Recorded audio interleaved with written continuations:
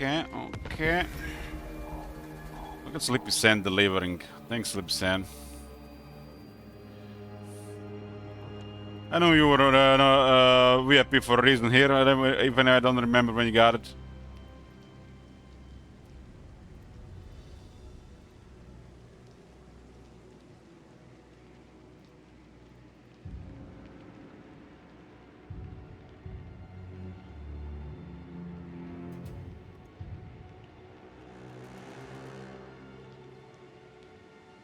I gave VIP when I was drunk.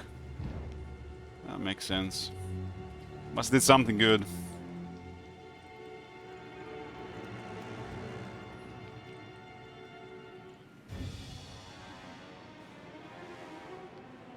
And you say the potential affection is 200 from legendary, always. This is like a flat amount.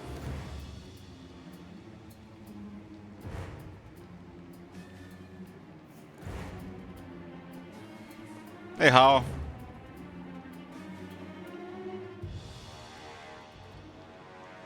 Yeah, it says here 200. There's 200 potentially shitty vanilla with a passive AI. So this should be clear to you guys by now. This makes the legendary even pointless. Initial stuff happened, and after that, pointless. There's no mid-game because of this, it's just bugged. You might be lucky to experience sometimes. But always in the current state of the game, vanilla, the player will snowball faster than the AI because of this issue. So Luna has 10 more potential, huh? Mami another 10 more. Archeon has 175, interesting. So potential varies between 150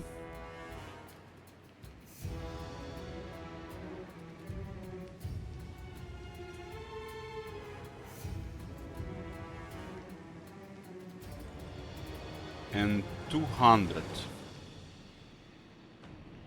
Oracles are at 200.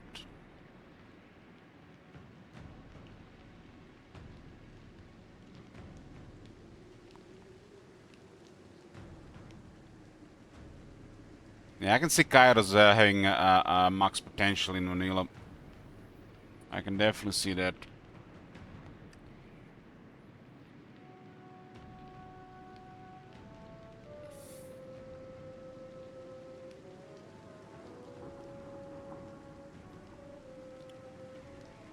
This is for the Realm of Chaos.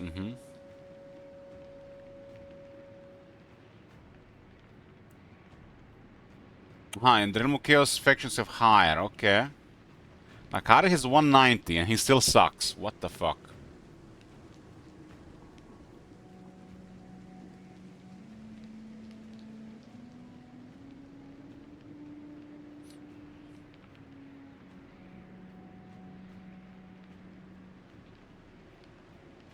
Kairos is 185 in Immortal Empires. I mean, this is very high still. Basically is max in vanilla as well, most of the time.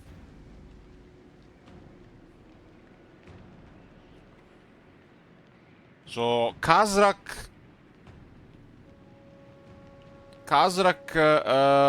they all can get max 400% for regarding experience and economy and stuff.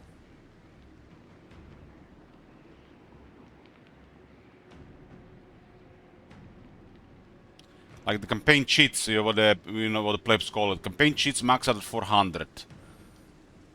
And what is another thing that that is important is the balance of power, how they interact with other AI factions. And this is important, for their growth. And if they're aggressive, how fast.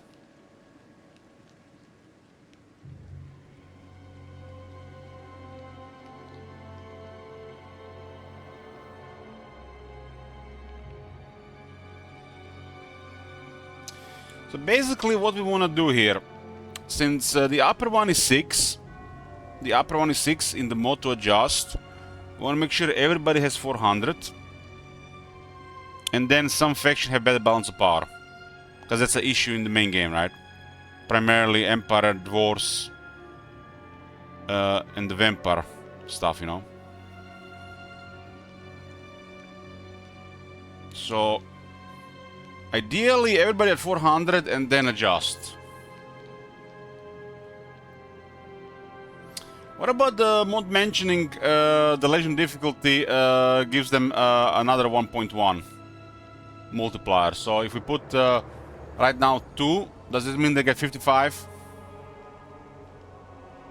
Because it was mentioned there that the legendary gives them another 1.1 in the mod.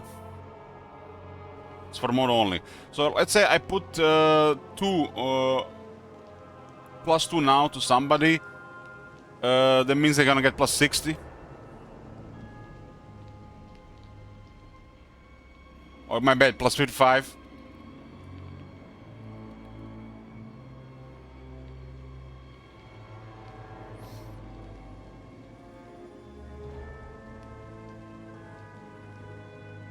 You know, you just think like, you don't really think about these things, you just like, expect developers that know what they're doing, modders know what they're doing, they test this shit, and you just trust in these systems, you know, and just start playing the game, and like, if you don't pay attention, you're a happy camper, living in ignorance. But the moment you start playing the games too much, and start studying this shit, then, you know, you start noticing how many things are wrong and off.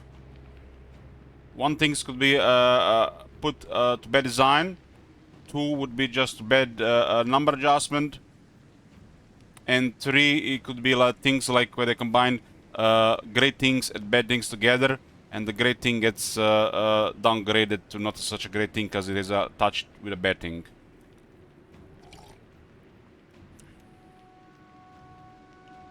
And of course, it can always be bugged. That's the worst.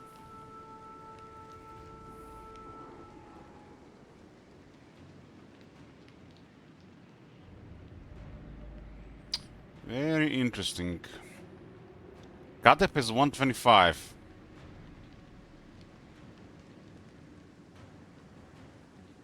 Everybody makes mistakes, right? Everybody makes mistakes, but if we not have this information in front of us, and you know, the crowd can point out mistakes faster than you know, individuals can, because you know, a lot of people just live in a tunnel.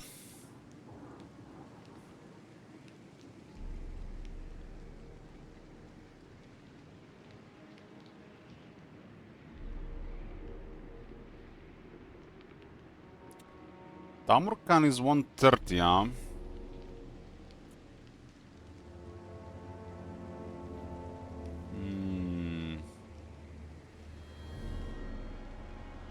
Draka actually has a lot of potential than the Atel Lorn.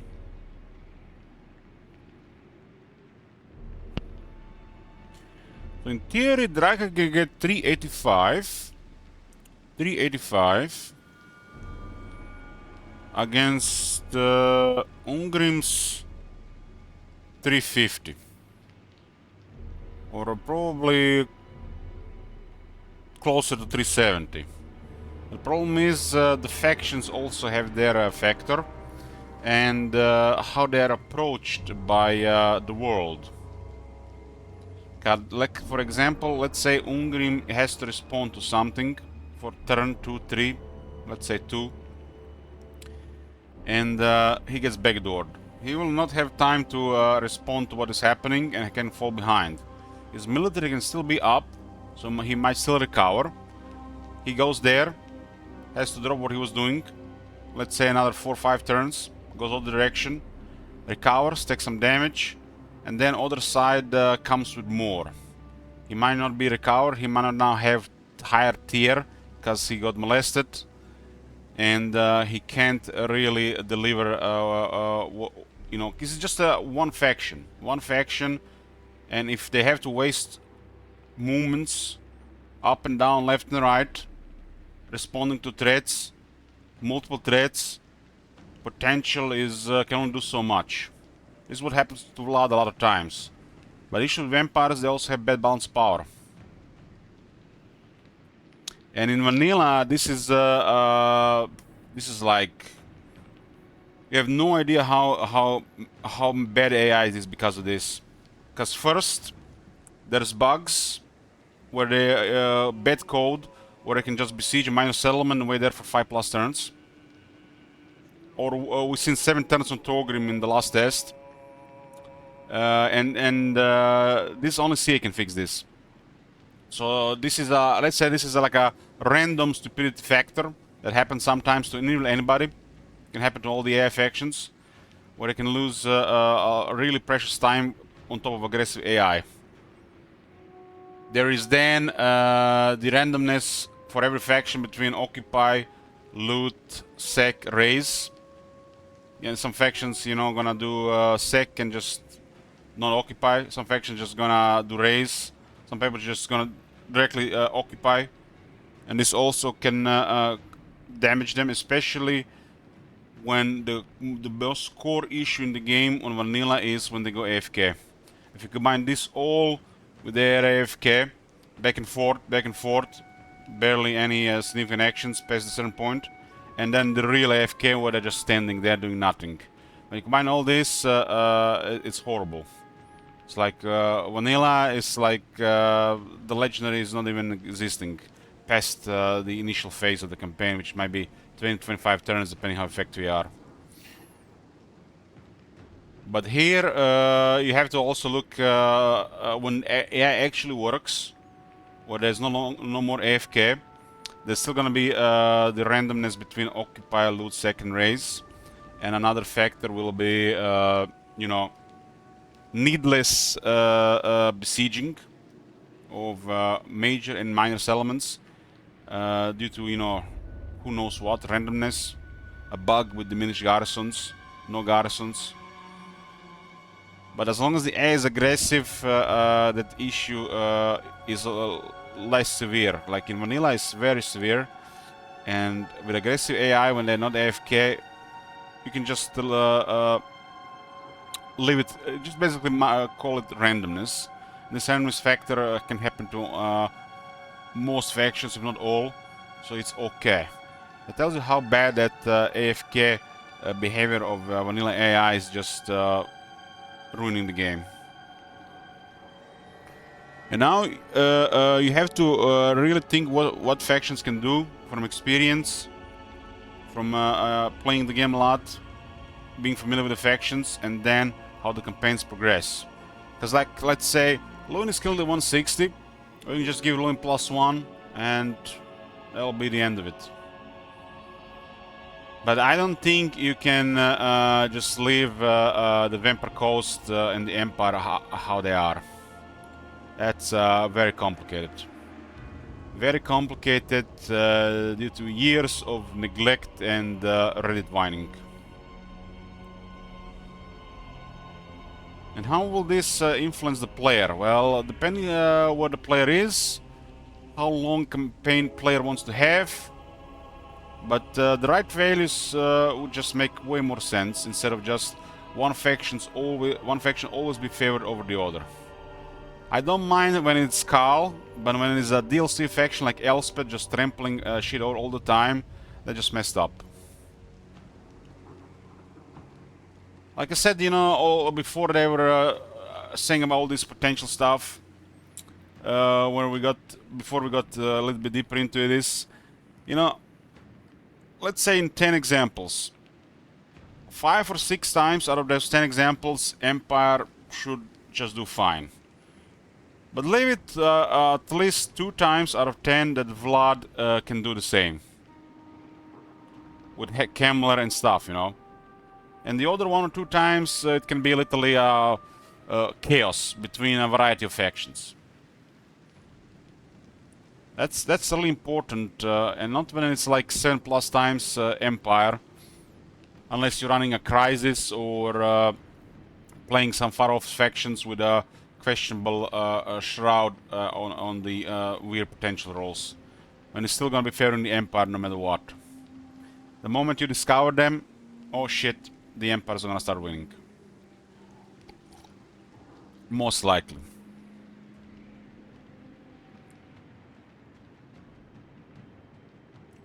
So if the roll is 25, and the lowest potential here is the rogue armor thing, great.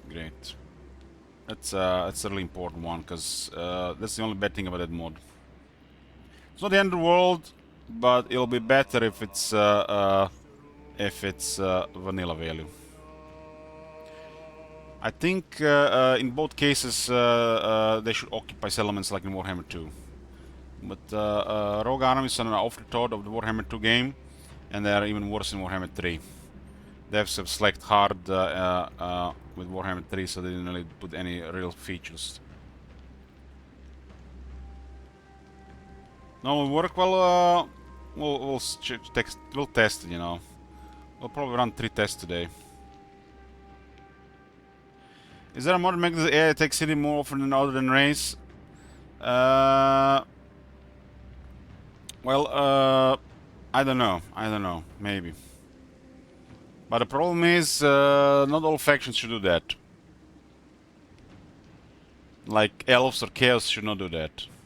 In most cases. It has to be finely tuned, and developers didn't put the time into it. That's the problem.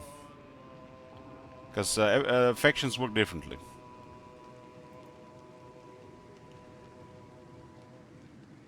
Like greenskins should always second occupy. Always. Second occupy. Always. This is, you know, pretty straightforward for the AI. A more advanced version would be always sec on high values. Nearly always sec and occupy if the movement will be enough to occupy after the sec. That would be perfect for the greenskins.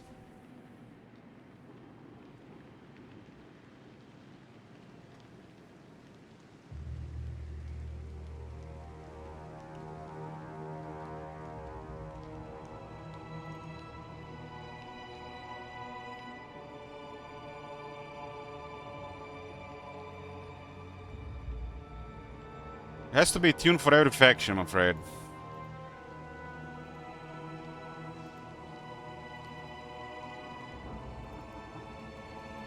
We're trying to create a better experience here, because it definitely hasn't been coming from CA. They've been neglecting the bugged AI for over a year.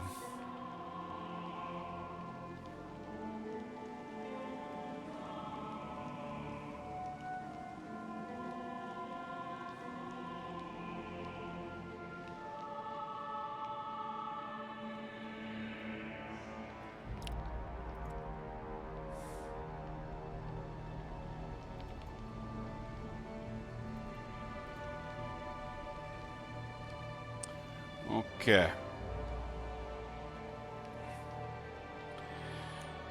Let's see this. Let's see this, and I don't know. Drinking, it's easier to remember things short term and long term.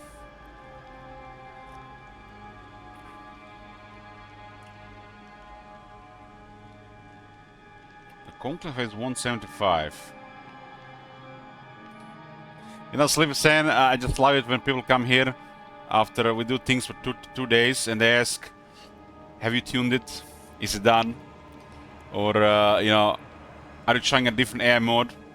We literally just scratch this thing, man. You know, CA probably knows that people just want this now.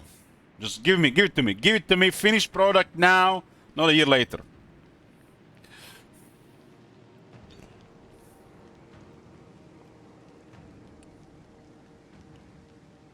A single person can literally run probably in this system probably like 3 to 4 tests in an entire day.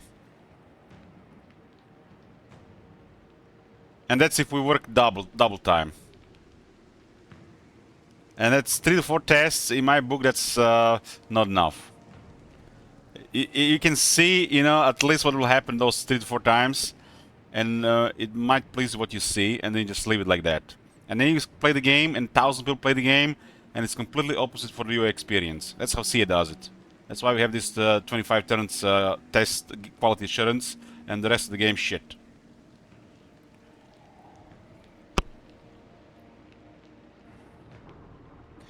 I hope they have some tools where they can do these tests much faster, but they're surely not putting any time into it.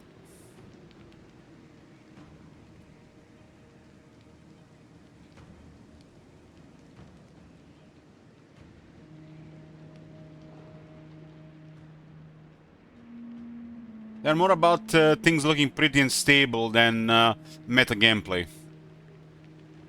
Because most people will just play a couple campaigns and install the game. They don't even, probably even, I mean, they should comprehend by now with the start hoarding that a lot of people replay their games. These games are not like most games that people buy and just play for 20 hours and uninstall. Over half the player base that bought the game. A third of the player base buy the game, they never even play it anymore in digital age.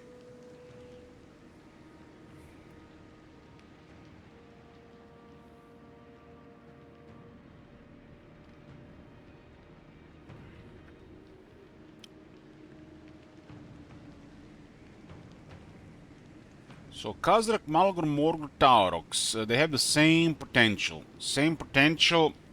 And with some RNG, they can roll max potential.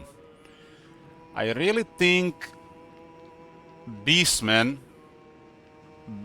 are broken. They have really no place in the game how it works right now. They are just there to be there and not work. In regressive AI, the Morg doesn't work. The problem with the Beastmen is they cannot build up their faction, they cannot use their mechanics, they do not have proper self-preservation like the player Beastmen can have. They don't know how to unlock units. The AI doesn't have special rules regarding units. The Hearthstones for the AI pretty much don't work. The Beastman is just a hot mess for the AI. Hot mess for the AI. And the only thing we can do is just increase potential just a little bit higher, so their balance on power makes them be there a little bit more. As of right now, in our setup, Morgul will just get removed from the game every time Morgul is broken. Unless the player is close to Morgul, Morgul is just broken. Morgul might be even broken if the player is close in the current setup.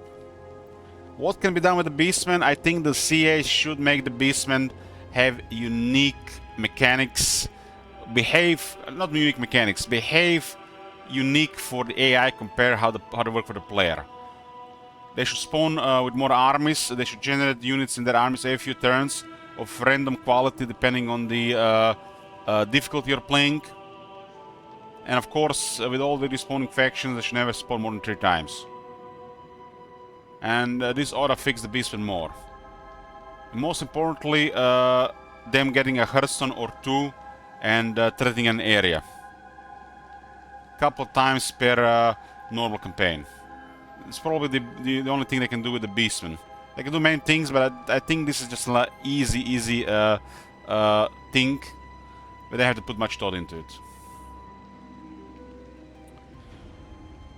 Bretonnia, I would say they work. Not the amazing, but I would say they work. And depending what you want to see with them, increasing their potential definitely will help them. And I definitely think they work. Max potential and then balance of power depending what you want to see more in those areas. Out of all the Bretonnian factions, the ones that work the most, I would say first Repanse, second Albric, and then the other ones. Just because Repanse and Albric have a different situation where their factions might progress better and do more. Lúthien, I feel like is stuck in a whack-a-mole. And this is not just talking from experience with vanilla, this is experience from the testing we did. We are basically when they have aggressive non-AFK AI. And the Fey Enchantress is in a really difficult position He's like, she's just stuck. She can't move, and she's just getting hit from all sides. Unless somebody helps her, Fey-Enchantress is doomed. She's doomed. And this is with Morgor being broken. This is Morgor being broken. Fey-Enchantress cannot survive and be there without help. And I don't think this faction can ever thrive. Has to be some kind of freak accident. And I think that is fine. I think that is fine that some factions will not survive without help. I think that is fine. Grand Cathay, this is a massive place. This is a massive place. Mummy Inc. and Daddy Mink, I think they do fine. I think they do fine. Roll max potential. You give them a little bit more bonus potential, and this faction do really well. I think the Iron Dragon is in a little bit better spot because of guild and less enemies, more ways to improve. Well, Mummy Inc. is in a tough spot, but this faction can work, thrive, get big and strong. And I think Mummy Inc. Ought to get +1 with additional 25 potential. Would do a really good thing. The Grand Cathay factions in Grand Cathay are more than fine. The Jade Court does just fine. This is the same story with Albric. Same story with Albric, and he has potential to do well and thrive. Factions like this will hit a wall later on without allies. They'll not be able to contest with massive factions. It's the same in the case with Bretonnia, and I think that's fine. The Warriors of Chaos. This is a faction that is in a similar problem as the Beastmen, but they do better because the Chaos Fortresses work. The Chaos Fortresses work. They might not get them effectively as the player, but randomly they can do better sometimes and worse other times. The problem with the Warriors of Chaos AI is how they acquire units. How they acquire units. I think the AI should have a higher rate of the warbands respawning, so they can acquire units faster and higher difficulty. But the Warriors Chaos work, they just don't work great. They work great, but increase their potential improves this, and over time they do well.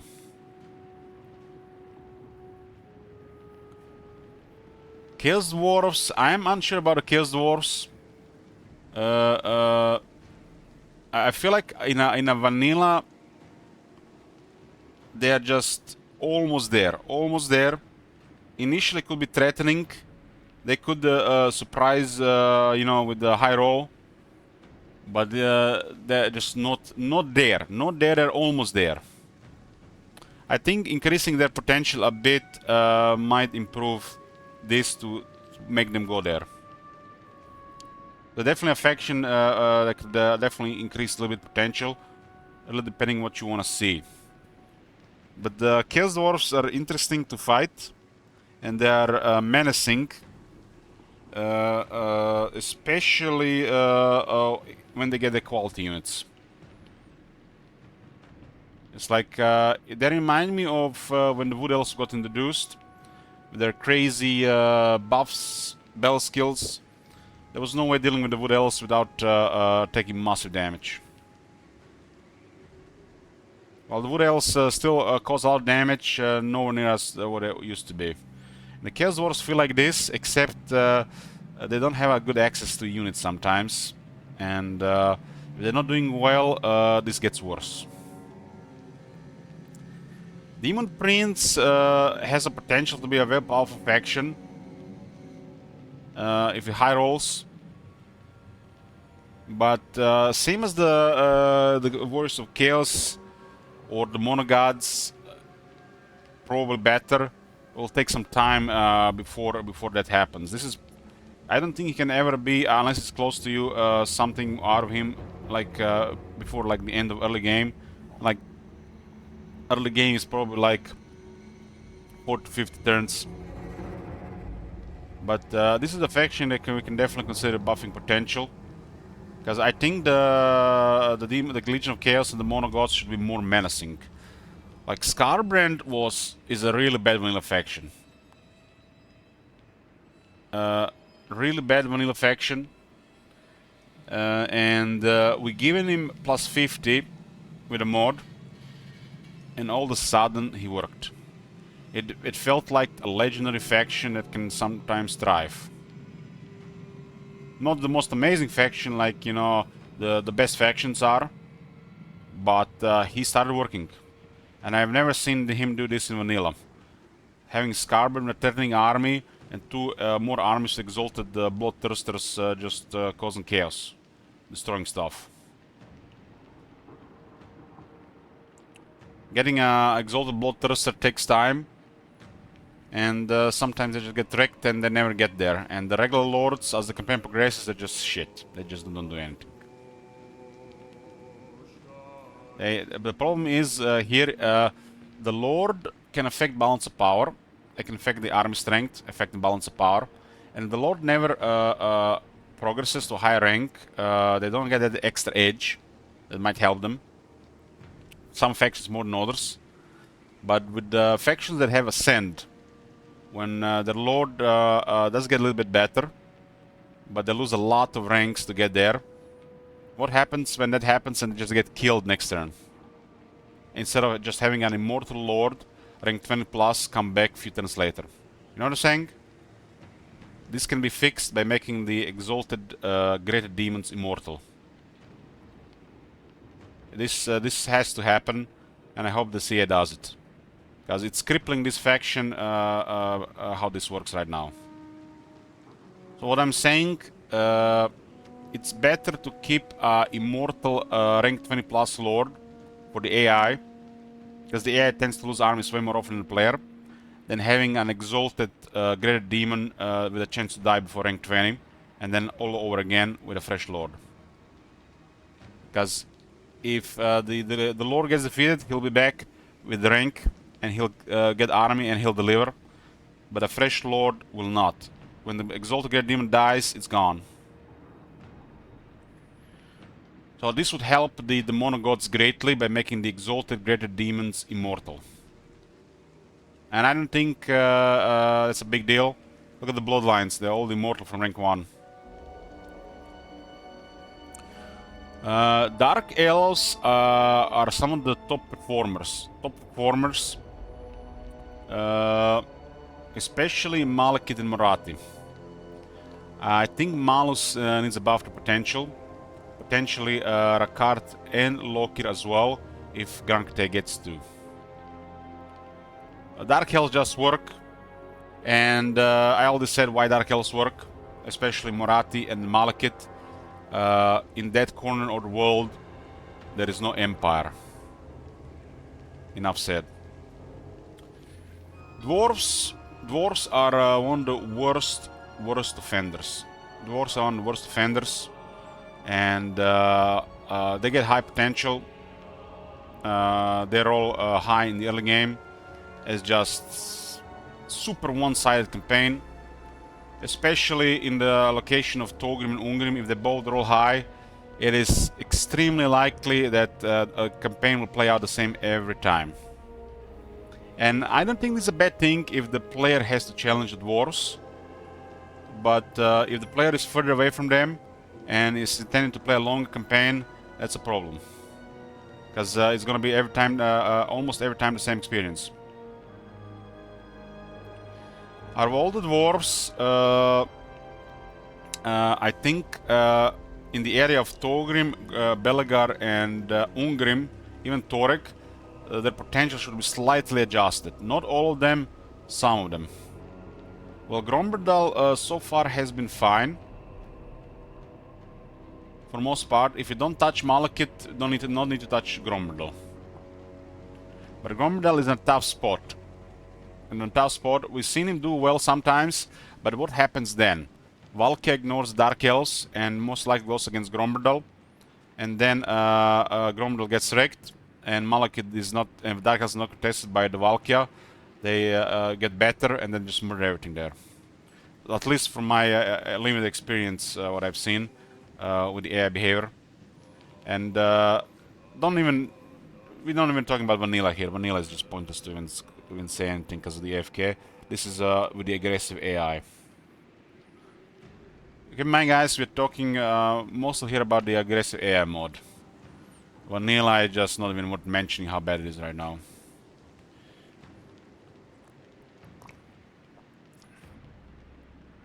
So I think Dwarves are worst offender.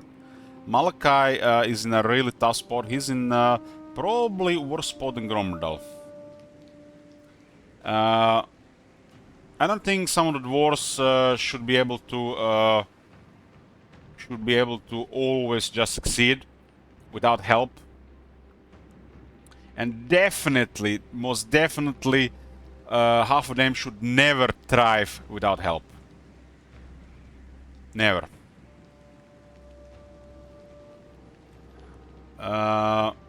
Empire by far the worst offender.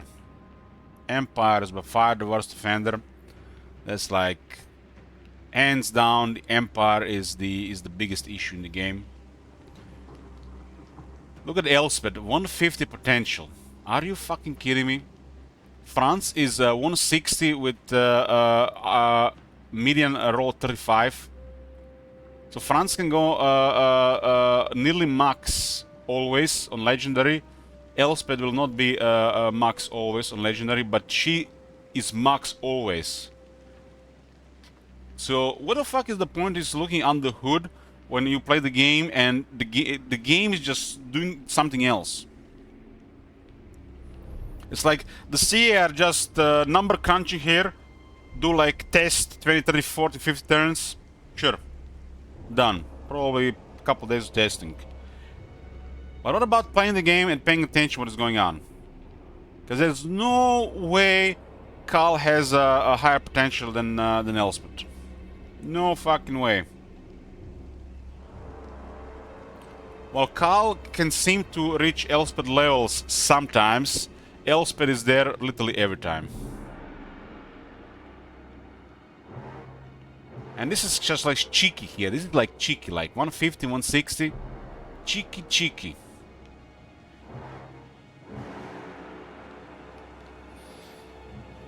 Well, it comes to the AI behavior more definitely brutality, because until the CA patches the AI, I just branded broken right now.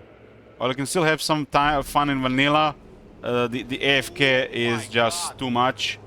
It messes up too many campaigns. While you can still have a working campaign in vanilla, I would think the AFK all around you is too much, even if you don't see it, it's happening. And it's just too much snowball for the player with the AI doing nothing past the initial phase. So the Empire definitely ought to be adjusted. Worst offender is Elspeth. I think Khal might be fine. I think Gelt is fine. Volkmar is fine. Wolfheart probably needs a little bit of help. Wolfheart it has problems. Wolfheart has problems. If he doesn't high roll, he does okay with high rolls, but I think most of the time Wolfheart doesn't do much. Wolfheart seems to be struggling, but Wolfheart has probably been set to 125 due to being in an area with Bertonia and Grand Cate, and sometimes even working with Lizardmen against other Lizardmen and Dark Elves, Skaven, and the Vampire Coast. I think Wolfheart should be 140 here, not 125 on the base. Give him 25 might imbalance the area too much. Wolfheart just probably needs another 10 or 20, and he might be fine. Like 130, between 130 and 140. Maybe 35. Well, I guess 140 for Wolfheart would be fine. Give him 25. The mod with +1 currently will give 25. We adjusted it. Greenskins are problematic. Greenskins are problematic because you give them potential, they go crazy. The first two Vaz the Greenskin get are the biggest power swing of any faction in the game. No faction has this in the entire game as the Greenskins. So Greenskins calling that Va early, they do the most in the beginning. The first Va can make the Greenskins snowball, but as the game progresses and the RNG with the Vaz going away happen, the Greenskins lose a lot of power. So Greenskins are in a strange position, and they don't tend to really work with other factions. So they start crazy, but they go down over time. I'm not even sure what can be done about this, because if we increase their potential, that their initial power swing is out of control. And they'll keep it for longer, so they'll kill way more people earlier on, and it might just imbalance all the areas around them. I'm not sure what can be done about this. I think that's a problem with the core game. Maybe as the Greenskins progress over time in the campaign, they just ought to have more armies with more Vaz, more than other factions. If like standard would be like 10 to 15 past the mid-game, should probably 3 on top of that on the legend difficulty, because the Greenskins just cannot really handle Empire and the Dwarves later on. Greenskins could also, yes, well, Ancellor, yeah. As the Greenskins get more enemies, they should have lower upkeep on all their armies. I think this thing would make a lot of sense. Because some factions just don't make allies. They just don't make allies. It could be like an optional thing to turn on. And as the campaign progresses, AI versus AI, allies are important.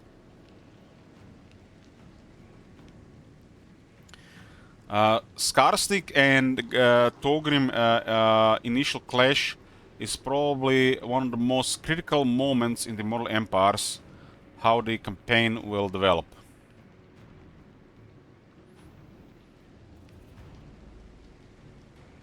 Torgrim is at 150 and Scarstick can roll higher potential.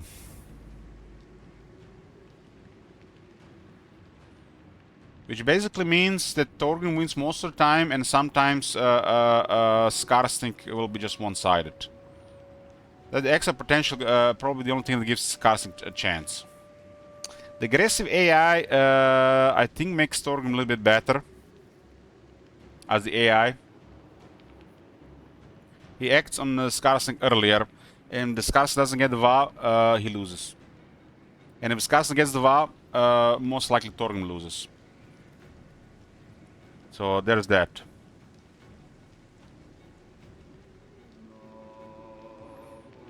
High Elves, Ultuan, it's in a really good spot early on. But we also want to have Ultuan have a longer struggle. And then after that is done, have a chance. That's complicated. High Elves in our current setup are doing worse than Dark Elves. So how do you do it where the High Elves have this? I think this is fine, and High Elves are just doomed to die without allies. I think that is fine. They have their Ultuan.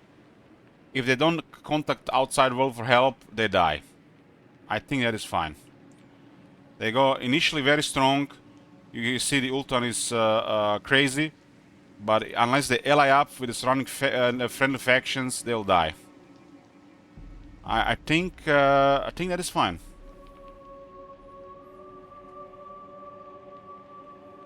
I just would like to see a little bit more stuff going on in Ultuan instead of just High Elves stomping situation in Ultuan.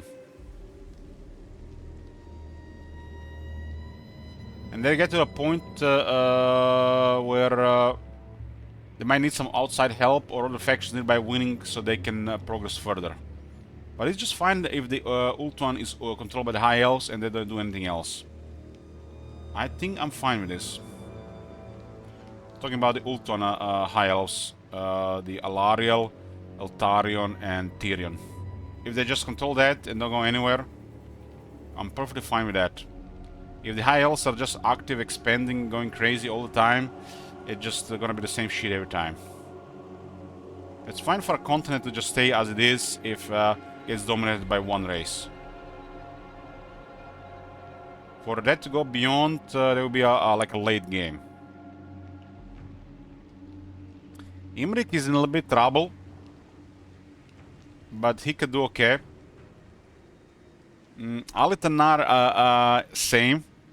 Has actually lower potential as well.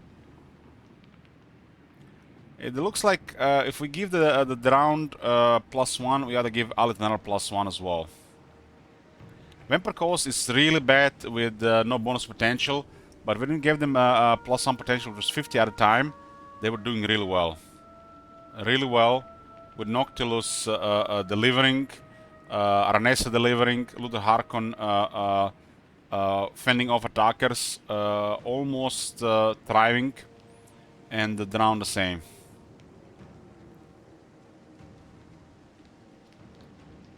Teclis is fine, but he doesn't do well without help. From either Oxyotl, Tic-Tac-Toe, Krogar.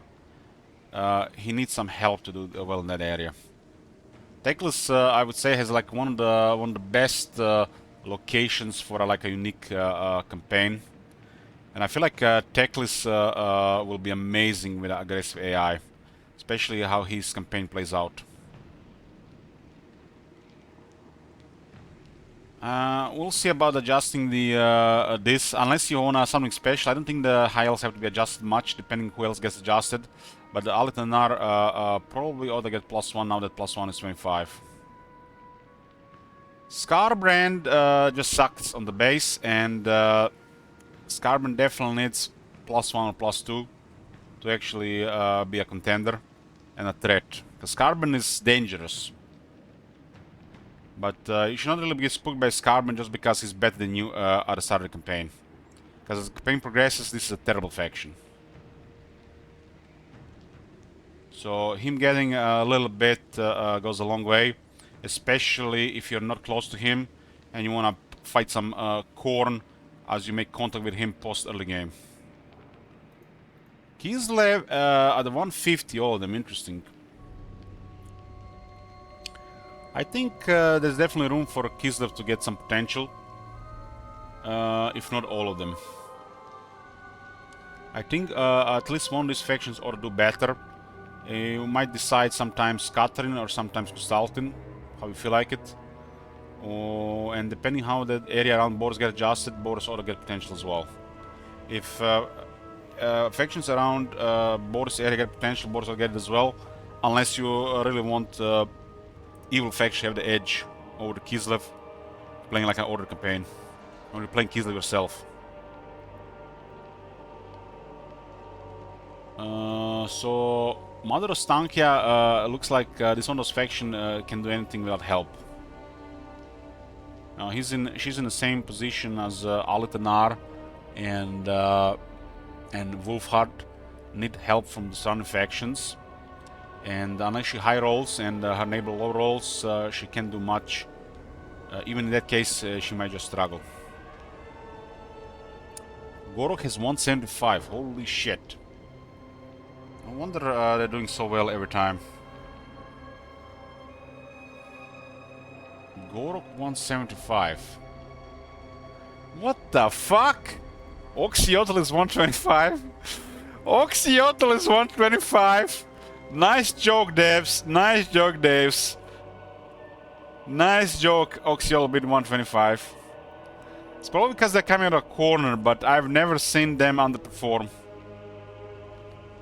The only time they're gonna underperform is in the Shroud, I would say. They get killed by the Shroud, right? But then it's just like, oops. But 125 Oxyotl. We can't really adjust these values. We'd have to do it in, adjust the game. We're gonna be doing with the mod with 25 down or up. I need to take a piece. I'm back, boys. I'm happy to report that my arm pain is going down. No painkillers today. And during my exercises, I can leave the arm a little bit higher. They say this condition takes 3 to 6 weeks to heal. I had it 2 weeks last time on my left arm.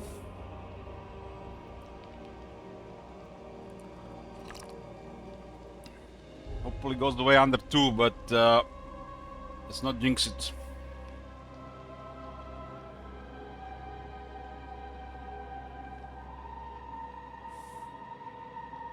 Like a couple of days I couldn't even do the exercise, how bad it was hurting. I'm telling you, the olive oil is the medicine. Extra virgin high quality olive oil. Best anti-inflammatory there is.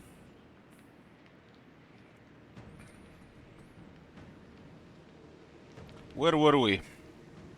Yeah, adjusting this value slightly and making them have a different role on the bonus, that'll be a nice thing to do. I wish, this is the thing when I was saying advanced campaign customization. Advanced campaign customization should have an option that directly adjusts these values to make them more random, or you can adjust which factions get more or less, and then the bonus. Similar what that mod does. I think this is very important for the Mortal Empires. This probably is one of the most important settings for the replay value.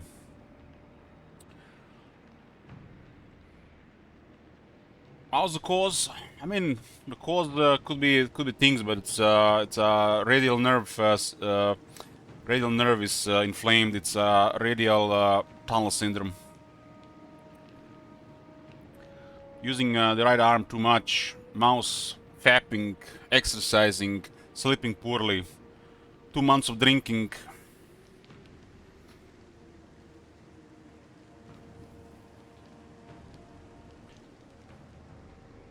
Just using the mouse for 25 years, you have to be careful with these things, do more exercise and stuff. I always had it a little bit tense in the last couple of years, but this is the first time it actually got to this point.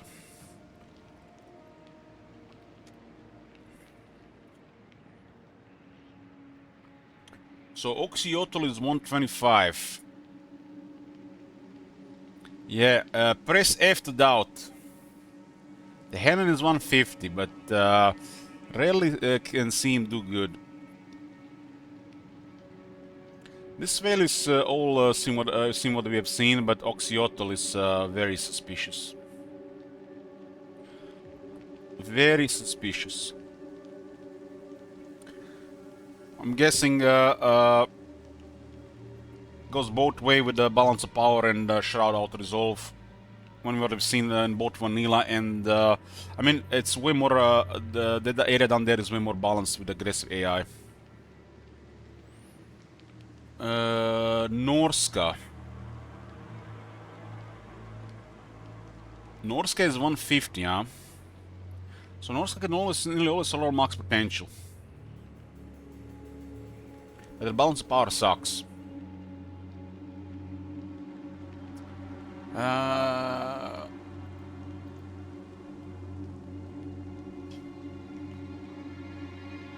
think just Norska have more armies and stands while they're traveling at sea that lowers their upkeep.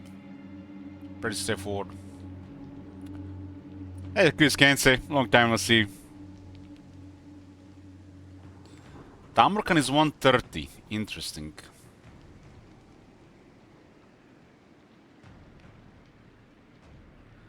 But in the original version of the mod, Temp Manager, it's 50. But Sleepy Sand had made it 25. So we can now start really cooking. But the best thing would be if we can cook it here. If we had access to this. I think CN needs to make this as a part of advanced campaign customization. This is where you would really cook it. The base value and then the random value.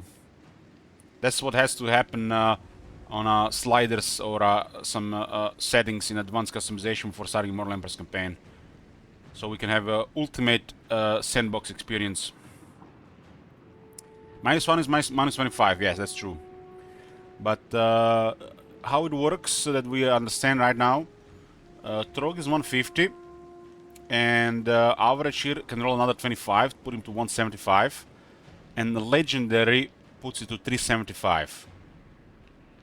At 400%, their campaign cheats / bonuses are maxed, and the only thing that gets enhanced further apparently is the balance of power / auto resolve against other AI.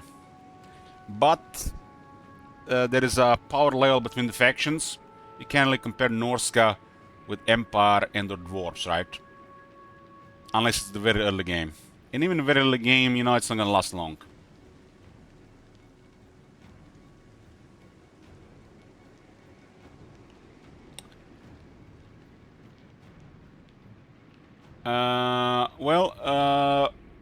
The higher the faction potential, the more aggressive they will be. Brutality with the current different AI / aggressive mode we have. So like right now, if you don't really care about messing up with the potential, and you just want to play a campaign, you just want to play the game right now, just install the aggressive AI mode I'm using right now, and I'm guarantee you a different experience.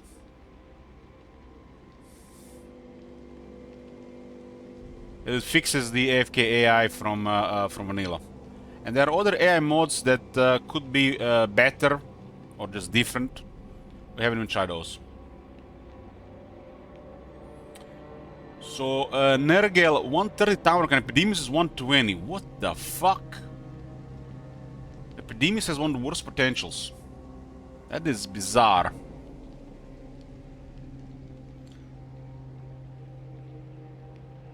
The Nergal potential sucks.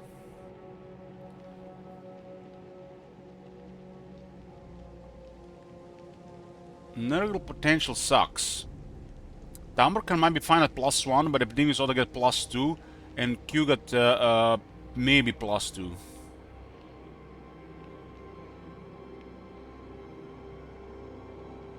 This is a 120% bonus to what I have, so in theory,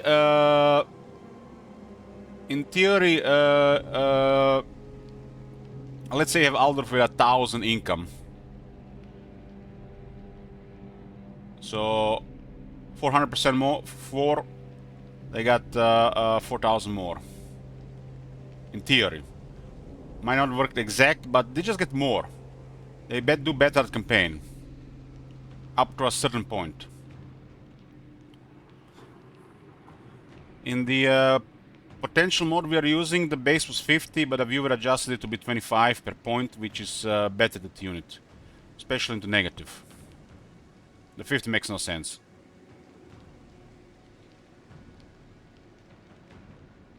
Good morning, Rigza. Nurgle definitely needs more potential. Definitely. This base potential for Nurgle is horrible, but this is one of the most recent factions added to the game, and they haven't done a good job with it. They haven't done a good job with it. Even in the base game, they should have slightly higher. Grisus is 150, Skrag is 150. Ogres need all the help they can get. At +50, it does definitely make Ogres stronger, but maybe a little bit too much. At +25 will be interesting to see. Sentinels have a base 175. That makes sense when we gave them bonus and turn them into a major faction. Ikid base is 175, damn. That's why Ikid does so well. Okay, I'm not surprised then when that evil tide happened. Ikid has very good potential. So high roll Ikid is spooky. High roll Ikid is spooky. If Ikid high rolls, is really good. If it goes slow, it'll die to dwarves.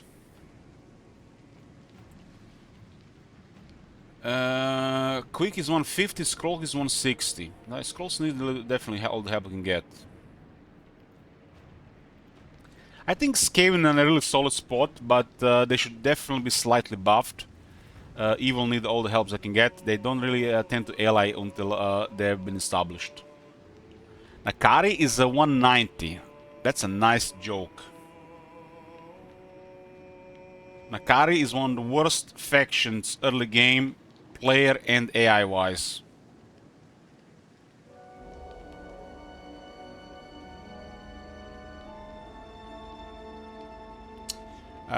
They'll expand higher tier faster, so in theory better units. Especially with the patch 5 changes to the recruitment. So yes. But it also depends on the faction. Some faction will just get more. Like Warriors of Chaos, their recruitment works differently. Same with the Dark Elves. So you always see a bunch of low tier units just because how they work. Especially if they're taking losses.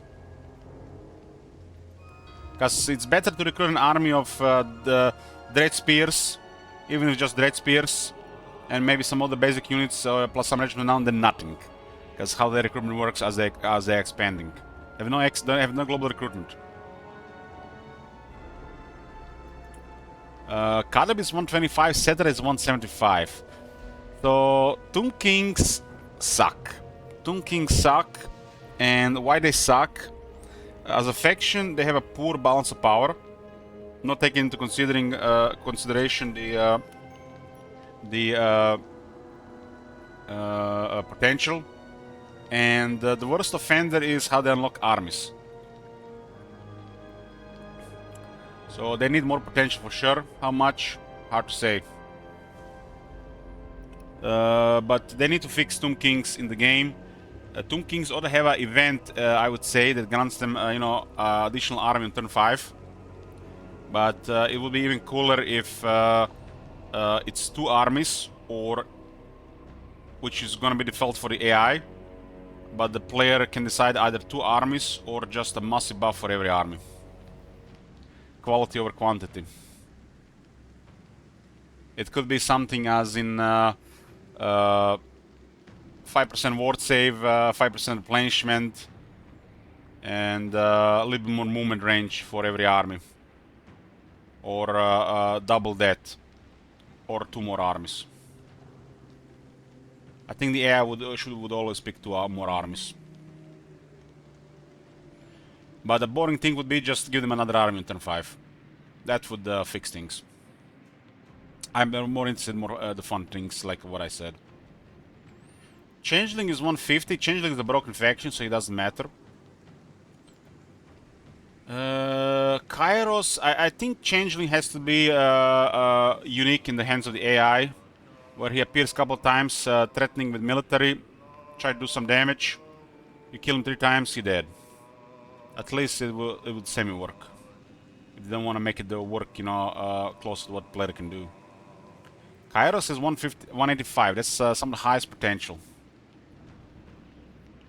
And we've seen this several times in vanilla. And we see it even with the aggressive mode.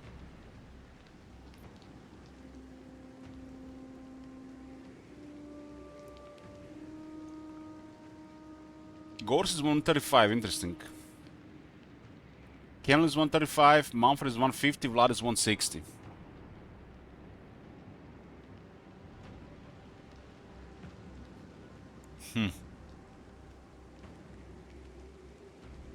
So Vlad has higher potential than Elspeth. And still loses. Like, guaranteed. Not only that, but Vlad also has a higher median, right? So Vlad has max potential consistently on Legendary.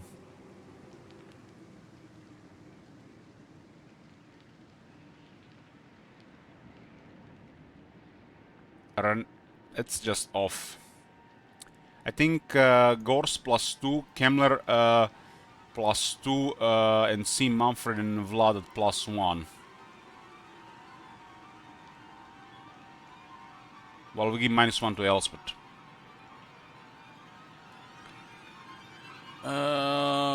Arnesa is 125, Saloster is 150, Harkon is 150, Nokla is 150. Arnesa is 125, that's interesting. Why is Arnesa 125? That's a strange decision. Vampire Coast need more potential, they really suck as a faction.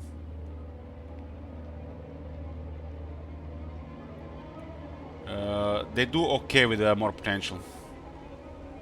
They work at least.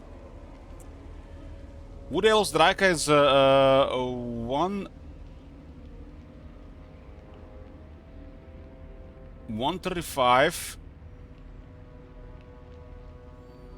Manfred killed the God Dwarf several times in your test. You mean Torek? We had Torek at -1.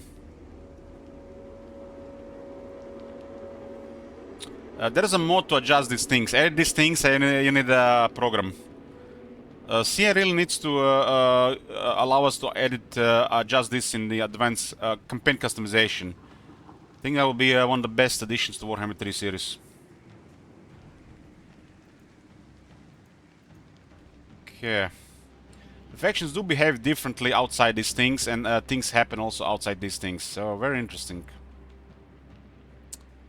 Okay, Wood Elves do fine for most part, but this can also be adjusted depending what you want. And the Legendary grants 200 potential.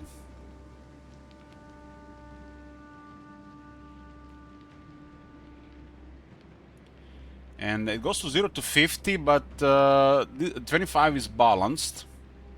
And some faction have it towards higher, like France.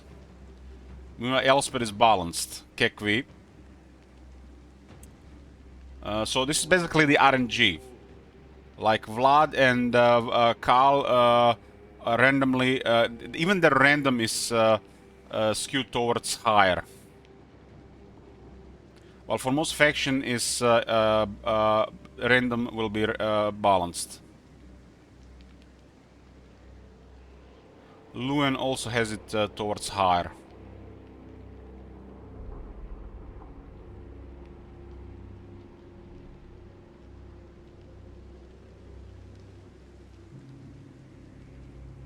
It says here that the max possible faction population is 500. So, did you say 400 or 500? Did I say this wrong, Sleepy San? It says here max population is 500.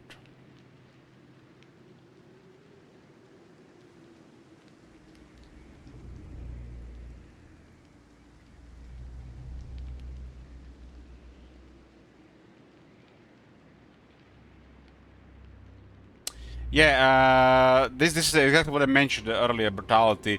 There's a power level between the factions that's that they don't take into consideration when doing this. That will be a more complex thing to do. So, are you sure with this that 400 is kept for the cheats and 500 for the auto-resolve? This is like 100%.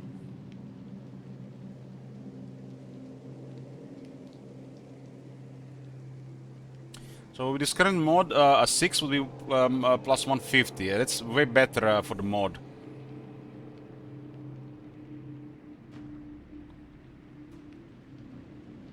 So the 6 on the mod only does something if you play like normal, huh?